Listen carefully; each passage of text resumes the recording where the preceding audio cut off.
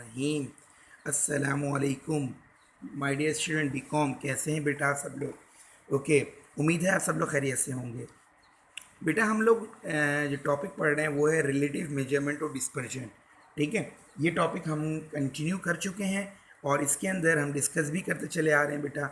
We compare the variance in two more sets of data. ठीक है, इन हम कहते हैं कोफिशिएंट से। इसके अंदर सबसे पहले हमने पढ़ा कोफिशिएंट ऑफ रेंज, फिर हमने पढ़ा कोफिशिएंट ऑफ क्वार्टाइल डेविएशन, फिर हमने पढ़ा coefficient of mean deviation. Mean deviation में दो टॉपिक डिस्कस किए बेटा, mean deviation for mean, mean deviation for median.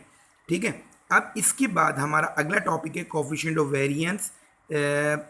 इसको हम कहते हैं ideal relative coefficient of variance. इसका फार्मूला बेटा standard deviation divided by mean multiply by 100। Group हो अनग्रुप हो सबके लिए फार्मूला फिक्स होता है। ठीक है बेटा। अच्छा, इसके अंदर ख़ास बात यह है कि इसको हम आइडियल रिलेटिव मेजरमेंट कहते हैं। जितने भी वेरिएशन निकाले जाएँ किसी भी किस्म के, और आपसे कहा जाए आइडियल निकालें या सूटेबल मालूम करें, तो हम कोफिशिएंट ऑफ वेरिएंस ही मालूम करते हैं। अब कोफिशिएंट ऑफ वेरिएंस को कैलकुलेट करने के लिए हम एक क्वेश्चन लेते हैं। ठीक है बेटा, हमारे पास क्वेश्चन है calculate the coefficient of variation of the two of the following numbers given है। इन नंबर्स को हम ग्रुप अनग्रुप दोनों सूरतों में ले सकते हैं। ये दोनों सूरतों में आपको गिवन है। ठीक है बेटा, इसके अंदर हमने सबसे पहले नंबर लिखे एक्स नंबर्स है मेरे पास, इनको मैंने वर्टिकल फॉर्म में लिखा और मैंने इनका स्क्वायर कर लिया। जैसे 6 का स्क्वायर 36, 8 का स्क्वायर 64, 10 का स्क्वायर 100, 12 का 144, 196, 16 का 256, 18 का 324, 20 का 400, 24 84, 2576 24 का। ठीक है बेटा, मैंने एक्स का सम किया 150, एक्स स्क्वायर का सम किया 258। इसका डेटा लिख लिया मैंने। मीन के लिए summation X upon N formula 150 upon 10 divide किया, मेरे पास मीन का आंसर आ गया 15। इसी तरह मैं स्टैंडर्ड डेविएशन पे आ रहा हूँ। Under root summation X square की वैल्यू रखी 2580, एन की जगह पे 10 लिखा, माइनस ब्रैकेट बनाया, सम ऑफ एक्स 150 नंबर है मेरे पास 10, इसका स्क्वायर निकालना है 258, इसको मैं 10 से डिवाइड करूँ 258 हुआ, माइनस फिर 150 डिवाइडेड बाई 10, 15, इसका स्क्वायर 225। ठीक है बेटा, अब मुझे क्या करना है, मजीद आगे लेकर चलता हूँ मैं इसको। कैलकुलेटर यूज़ करते हैं बेटा। देखें हमारे पास 258, इसमें से मैं माइनस कर रहा हूँ 225 को, तो मेरे पास रिजल्ट आ गया 33। ये मैंने इसका 33 निकाल दिया। अब क्योंकि मुझे इसका स्टैंडर्ड डेविएशन चाहिए, स्टैंडर्ड डेविएशन निकालने के लिए क्या करते हैं बेटा, हम इसका रूट ले लेते हैं। अब हमने क्या किया, इसी का शिफ्ट दबाकर 33 जो हमारा आंसर है उसका रूट लेंगे तो हमारे पास रूट आना चाहिए। देखें shift under root 33, the result is 5.74। ये मेरे पास इसका रिजल्ट आ गया। ये क्या मालूम कर लिया मैंने, इसका स्टैंडर्ड डेविएशन। ठीक है बेटा, अब मुझे एक्चुअल क्या निकालना है, इससे coefficient of variance. Coefficient of variance का फार्मूला है, ये देखिए हमने देखा था, standard deviation divided by mean multiply by 100। इस तरीके से हम कोफिशिएंट ऑफ वेरिएंस मालूम करेंगे। स्टैंडर्ड डेविएशन है बेटा मेरे पास 5.74 डिवाइडेड बाय इसका मीन आ गया 15, इसको मैं मल्टीप्लाई बाय 100 करूँगा तो ये मालूम होगा बेटा कोफिशिएंट ऑफ वेरिएंस। मैं जब इसको डिवाइड मल्टीप्लाई बाय 100 करता हूँ तो बेटा मेरे पास रिजल्ट आता है 38.27%। ये मालूम हो गया आपको coefficient of variance. Coefficient of variance निकालने के लिए क्या करते हैं, सबसे पहले दोबारा से मैं एक दफ़ा रिपीट कर देता हूँ। सबसे पहले आप मीन निकालते हैं, फिर उसका स्टैंडर्ड डेविएशन निकालते हैं, फिर फार्मूले में रख के कोफिशिएंट ऑफ वेरिएंस कैलकुलेट कर लेते हैं। ये हमने अनग्रुप सिंपल मेथड से कोफिशिएंट ऑफ वेरिएंस को कैलकुलेट करना सीख लिया बेटा। मेरा ख्याल है आपको ये समझ में आ गया होगा।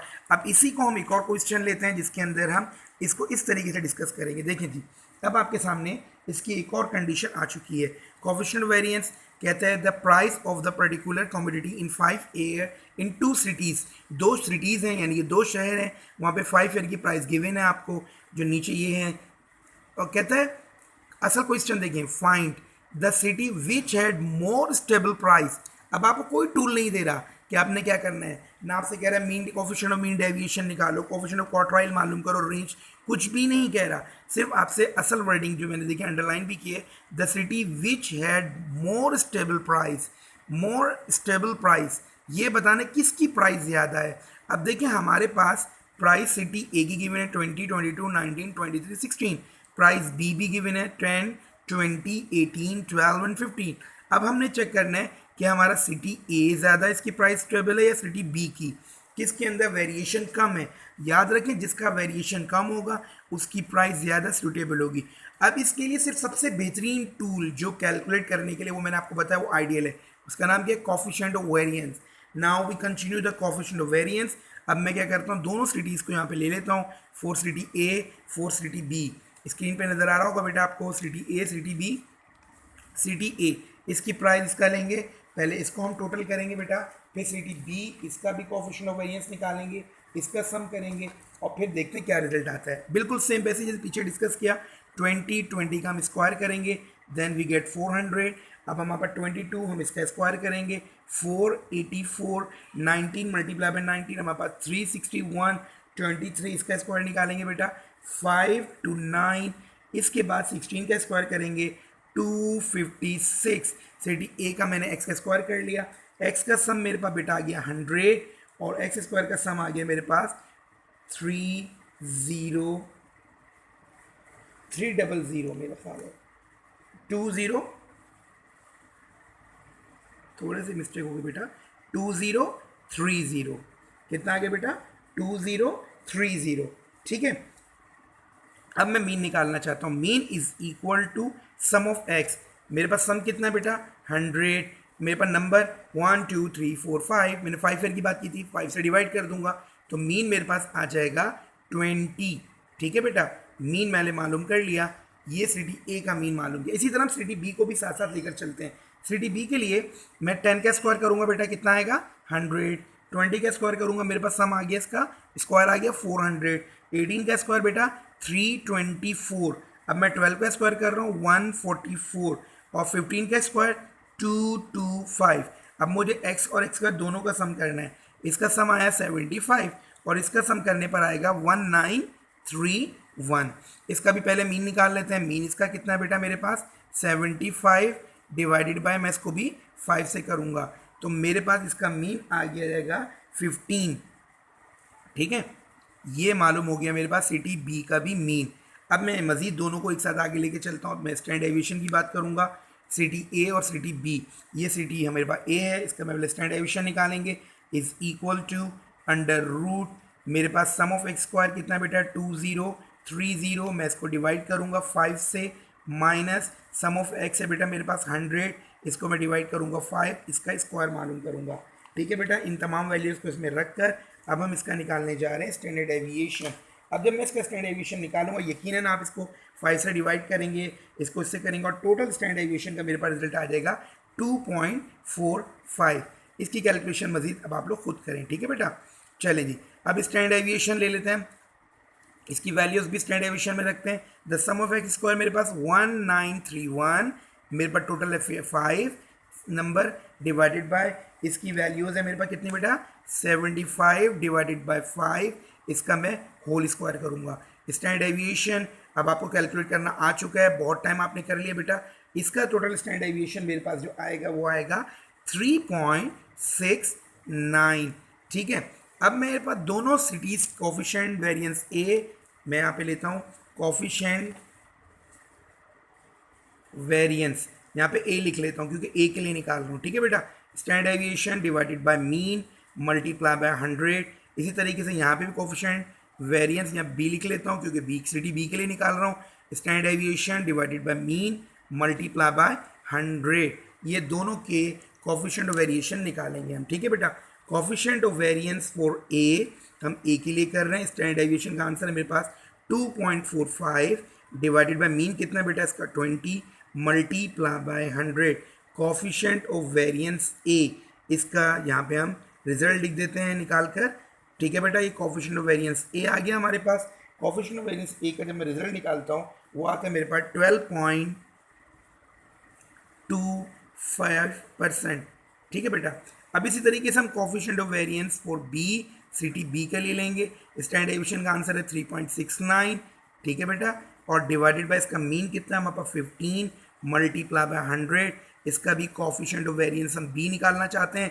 कोफिशिएंट ऑफ वेरिएंस बी निकालने के लिए इसको हम डिवाइड मल्टीप्लाई बाय 100 करेंगे तो मेरे पास रिजल्ट आ रहा है इसका बेटा 24.60%।